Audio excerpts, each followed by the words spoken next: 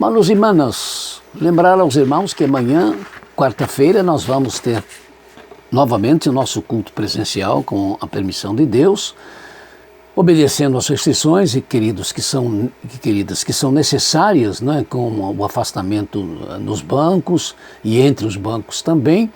Não estamos fazendo inscrição porque não cremos que haja necessidade. E o mesmo não vamos fazer para o culto de domingo. Nós vamos voltar também no domingo com a permissão do Senhor. Vamos ver o que acontece em termos de frequência, não é? Mas já estamos prevenindo os irmãos. Então amanhã, quarta-feira, amanhã é às 19h30, porque esse é o horário oficial do início do culto. Mas eu percebi que alguns irmãos só chegaram depois das 8, ou mais ou menos às 20 horas, às 8 da noite. Então eu vou fazer uma sugestão ao meu ministro de música, não é? Que já tem muito trabalho em relação à música, e eu vou, infelizmente, acrescentei um pouquinho mais de trabalho. Se desse para, de repente, nós louvarmos ao Senhor com uns 2 ou 3 cânticos do Inário, ou mesmo Inetos, não vem ao caso, porque o povo gosta de cantar, não é? Nós gostamos de cantar, e quando nós nos juntamos nessa situação que nós estamos vivendo, onde os ajuntamentos estão sendo restritos, parece que o cântico tem está tendo um outro peso, né? Uma outra maneira de ser feita, e vamos aproveitar isto, né? Apenas responder a alguém que me perguntou se eu estou morando numa fazenda. Ele sabe que não, mas ele brincou comigo, né? Parece que ou se eu estava numa fazenda no último áudio ou no penúltimo áudio que eu fiz, onde os cantos dos pássaros estavam bem fortes, e também o canto do galo, havia um canto de um galo. Veja bem, em frente à minha casa, quer dizer, pertencendo à minha casa, existem duas árvores, não muito grandes, mas o suficiente para deixar os passarinhos pela manhã fazerem a festa, né? E isso é uma bênção de Deus. E o vizinho de frente, não é? Que inclusive a Mana é membro da nossa igreja, eles têm um galo, e o galo canta, não é? É um galo de Campo Grande, que, como todos os galos de Campo Grande, cantam achando que porque eles cantam o sol aparece, mas que também o sol permanece no céu porque eles continuam cantando durante o dia, né? Então creio que aí deu para explicar o porquê do passarinhedo e do canto do galo. Queridos e queridas, não há como esta afirmação do Senhor Jesus, referindo-se a si mesmo, não entrar no profundo das nossas almas. Portanto, se o Filho os libertar, vocês de fato serão livres. João 8,36. Tal afirmação faz parte dos fantásticos paradoxos do Evangelho.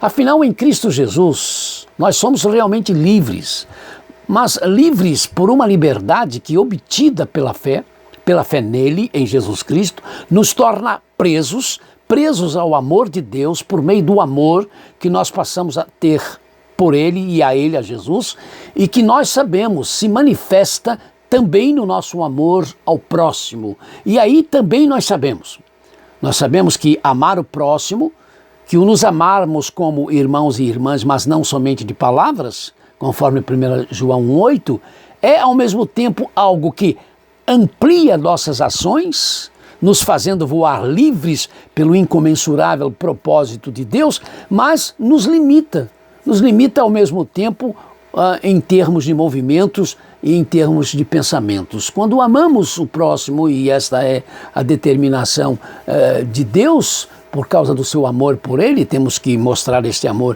nos amando, e amando o próximo. Nesse amor, no entanto, pelo próximo, produto da liberdade que o Espírito Santo traz em nós, em Jesus Cristo, no entanto, ele limita os nossos movimentos e os nossos pensamentos, porque a vida se torna restrita em certas circunstâncias por causa desse amor que tem que ser manifestado ao outro. Livres em Cristo.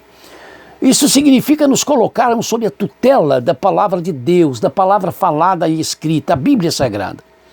E nesses dias, meus amados e amadas, nos quais a tendência de vários segmentos nas igrejas é o de se enfatizar as questões carismáticas e as revelações, está se tornando comum se dar pouca importância à palavra escrita de Deus, a Bíblia, a não ser para usá-la em defesa desse carismatismo, o que normalmente tira os textos dos contextos em defesa dos seus pretextos.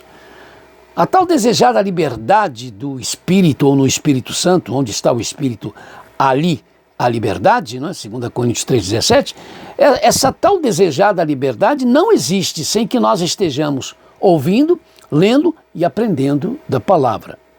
É bom lembrarmos Lutero, não é? Quando ele afirmou, estou cativo, ou eu sou cativo da palavra de Deus, ou a minha mente está cativa à palavra de Deus. Sem isto, meus amados e amadas, sem estarmos presos à palavra escrita de Deus, nós não seremos livres. Não seremos livres para respondermos às situações que nos cercarem, inclusive as situações amargas das doenças e da morte, e nos descobriremos sofrendo sem sentido. Mas em Cristo nós não sofremos sem sentido. Sem a liberdade de Cristo e em Cristo, não estamos livres para mostrar que o que cremos não são teorias religiosas sobre Deus, sobre Jesus, sobre o Espírito Santo, sobre o ser humano, mas sim realidades palpáveis que norteiam as nossas vidas nas estradas da vida, sejam elas lisas ou não. A liberdade em Cristo, esta liberdade é estarmos presos a Ele, dependentes dele, ou as estruturas do demoníaco, do maléfico, serão realidades desastrosas em nossa vida e pior, em nossas mortes. Mas se realmente estivermos em Cristo, livres dessas estruturas demoníacas, e nós estamos livres quando recebemos Jesus como nosso Senhor e Salvador absoluto, nós não nos perderemos, é verdade. Doce e libertária é verdade, mas nós também não vamos cair na tolice de esquecermos de que o pecado exerce uma força compulsiva sobre nós e que por isto nós precisamos ser libertados por Jesus Cristo sempre e sempre desta força.